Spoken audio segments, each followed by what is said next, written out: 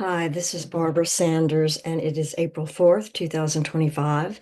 And I just want to comment on Best Laid Plans. This is Sacred Metamorphoses, my YouTube channel. And it sounded like YouTube channel, but YouTube channel.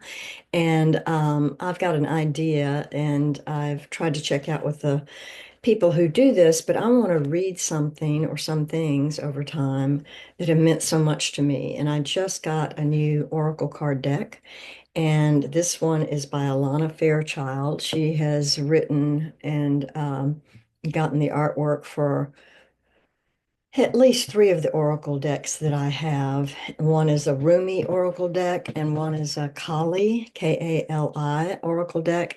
And I just found this one and bought it. It's called Lightworker Oracle Deck. And she has the most beautiful, this is she, Alana Fairchild. She has the most beautiful artwork in all of her Oracle card books. But the words that she writes are incredible. And I'm going to read some of these words because I'm inspired to and want to share this stuff and want it to be free. And you can subscribe below for free if you want to hear some more of these. But these just mean a lot to me. So I drew a card today for the first time out of this new book called the Lightworker Oracle book, Fierce Love 11.11 edition. Let me see who the artist is. It's also called Humanity is One, 2024, copyright, published by Blue Angel Publishing. I don't see the artist at this point. Anyway, I drew this card, number 22, and it's called Initiation by Fire. And the card is this, if you can see it up in my computer camera. It is number 22, Initiation by Fire. Initiation by fire is a life-changing spiritual cleansing. Many old patterns, beliefs, forms, and structures in your life will not survive it. Your life is meant to be transformed through this process, and for this new to occur, attachments must be softened and allowed to release according to a higher wisdom. This has been hard for me as a human being to not try to be in control of everything or every attachment that I'm thinking about releasing. Most of this is about divine wisdom. Okay. No more commentary. Allow the power of divine fire to clear and purify you spiritually. This is not a time to hold on to anything, no matter how much you once believed you needed it or couldn't live without it. While this can create uncertainty, it is also profoundly liberating. In releasing and letting go, you will gain so much more than you ever imagined, opening to fresh blessings and new life. You are destined to emerge like the phoenix from the symbolic spiritual flame, reborn anew. You have the spirit of the phoenix in you. Even if all seems lost, you shall rise again. You are guided to remember this as you are being spiritually cleansed through initiation by fire. Often during such times, you will feel you are being asked to let go of relationships, situations, jobs, attitudes, and belief systems that you have relied upon.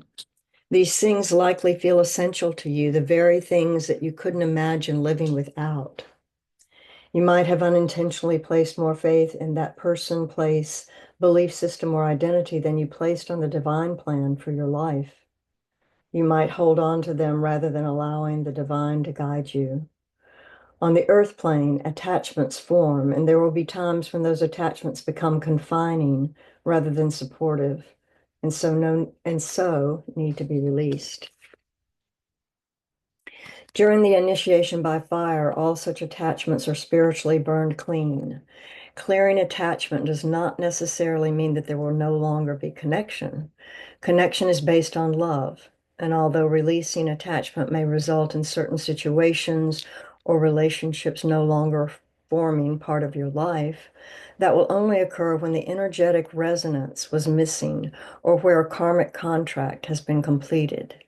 Attachment can be purified whilst in connection. No, attachment may be purified whilst connection remains when there is resonance at a soul level for an ongoing journey. In such cases, the journey will be healthier, freer, and more loving. Even if you're willing to let this happen and work with it as consciously as you can, it is natural to feel fear and grief, anger or sadness, confusion and doubt as you go through the process of letting go. Clearing attachments can trigger feelings of insecurity and uncertainty as the soul learns to orient itself in the world in a new and more spiritual way. Rebirthing the soul is an act of sacred healing accomplished through spiritual grace, but that doesn't mean it is necessarily easy. The process requires enormous courage and will challenge the mind and the heart to trust. That is why initiates are spiritually tough and prepare over many lifetimes, building enough spiritual muscle in the soul that they are willing to go through experiences other less prepared souls would distrust. Initiates will go through whatever is asked of them in order to attain sacred fruition of their heart's longing. And as you see, I'm moving the book around. Sorry. Whatever has been your greatest attachment in life will be where the fire burns brightest. That may involve your family, a marriage, job security, a talent, or something you have used to define your sense of self. You may feel as though your will is being superseded by a greater exertion of divine will, and you have no choice but to submit to what's unfolding. This can be experienced as a kind act of humbling that brings relief rather than a humiliating failure. Anxious grasping can then soften and be replaced by a willingness to be guided by a wisdom greater than one's limited personal point of view. The soul settles into a rightful sense of place in a greater scheme of spiritual unfoldment. Peace increases in the soul. There is a sense of spiritual security and belonging that begins to bloom within the soul, and this engenders greater confidence to embrace one's spiritual process. Remember that events and situations that seem to evoke disruption in your life are not punishments nor bad luck.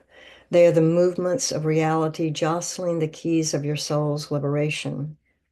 The situations that you may feel are testing you are actually the spiritual birth pangs of your soul's initiation, preparing you to cross a threshold into greater spiritual capacity and divine embodiment.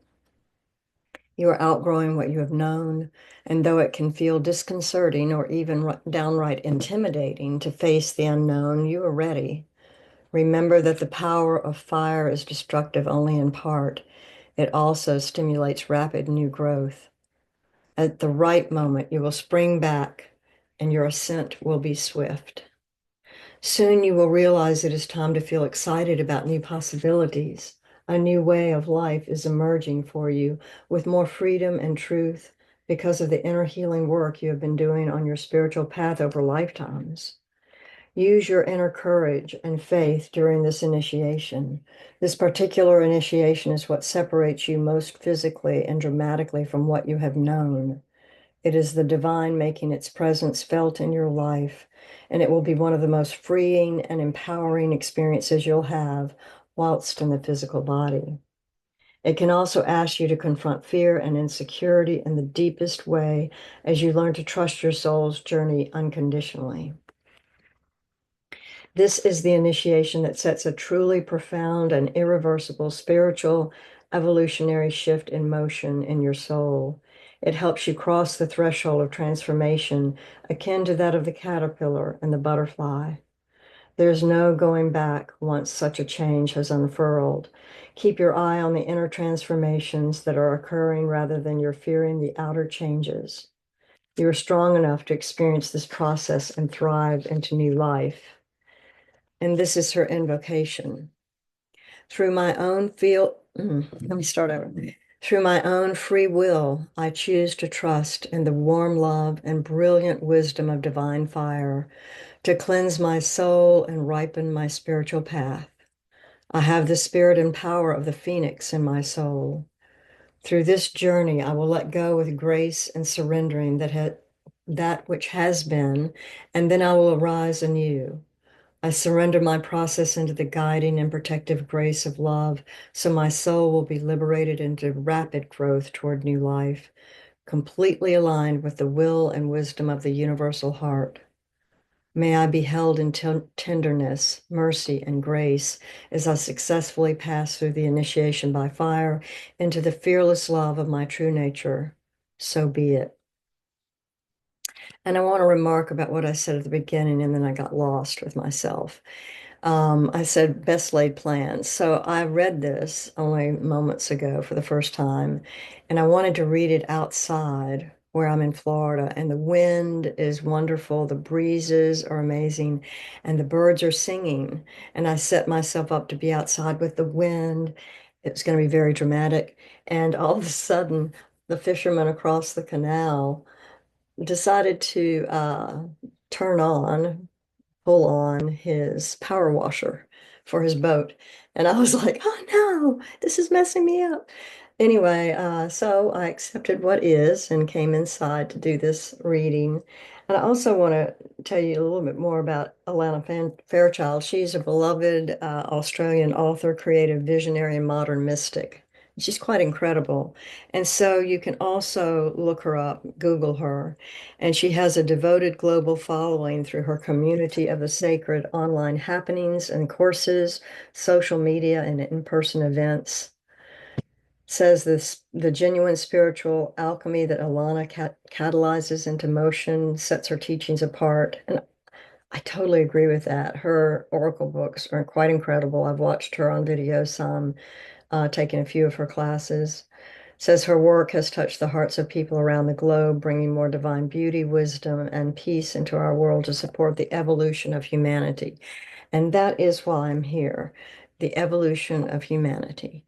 I believe we are going through such chaos. I call it chaos, confusion, trauma.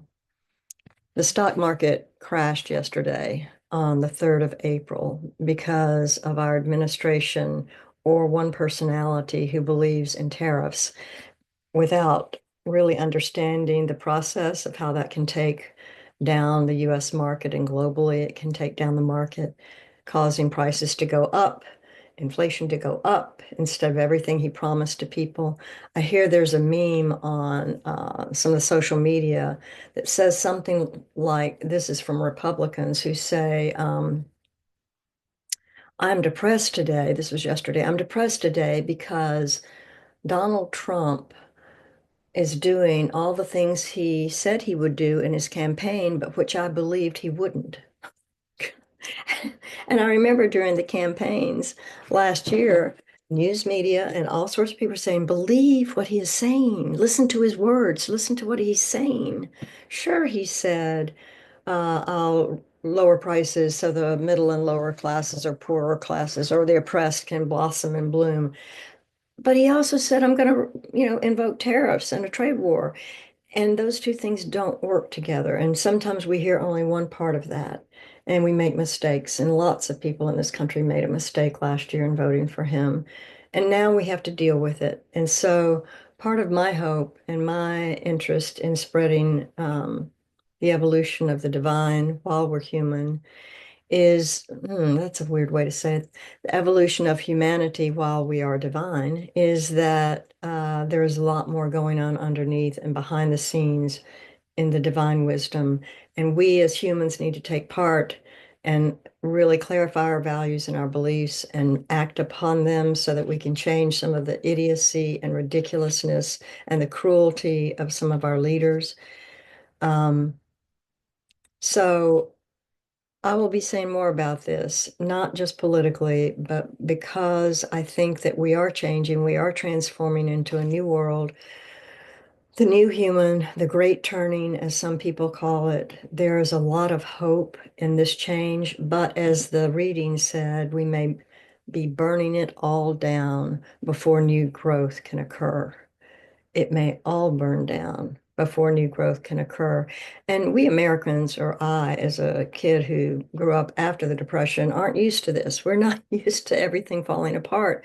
And it's scary and it's frightening and it's horrible and chaotic and scares us to our bones, and our insecurity and safety feelings and needs rise. And it's a terrible, horrible, weird time for everyone. And I do believe that sometimes things have to get worse before they get better. As Homer said, we go down before we come up, as everyone else says. We go in through the darkness, the dark night of the soul, and the light appears. And I don't know if we're down at ground bottom yet, rock bottom yet as a country, but it's getting there. We'll be getting there. And I hope that you will all work toward peace and compassion for all humankind, even though we have differing beliefs and systems, and we believe different procedures work and some don't work. But we need to work more collaboratively together.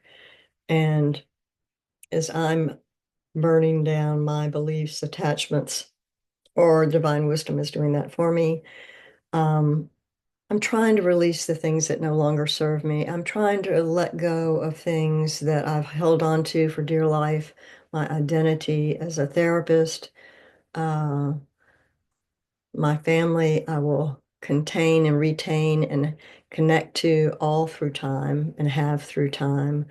There's no changing about that to my knowledge. And I never know what's going to happen to me or to anyone that I love. And we can work together and collectively to bring new life, new growth, plant the seeds, and let's water them and bring the sun. And let's deal with the chaotic Mother Nature things that are happening, like the rains in Nashville right now and the wildfires all over. Let's assist those who are in need and in traumatic tragedies. And let's be true to ourselves. And I'd like to dedicate this reading actually to Lynn McFarlane, who is a colleague, friend, and sort of a mentor now. As a woman who went to the Nashville Metro City Government Council meeting 2 or 3 days ago and was listening to the bills that the legislators were proposing and trying to pass about not providing public education for immigrant children who are citizens, but their parents may be here illegally or legally. Crazy, crazy stuff. And Lynn McFarlane, 80-year-old woman in our town in Nashville, sat in the council meeting room and would not get up. She couldn't do it. She said her heart wouldn't let her. And I'm so amazed at her bravery and courage. So what happened is, this is her protest. I'm not leaving this. They said, clear it out. She did not leave. The state troopers tried to help her leave. She refused to get up on her own. They had to carry her out. You see 3 or 4 state troopers carrying her out, one carrying her in his arms. And this is a tough 80-year-old woman who is so solid in her beliefs and faith and activism. I want to dedicate all of this to Lynn McFarlane today and thank her for her courage. Have a great day and do something or be something.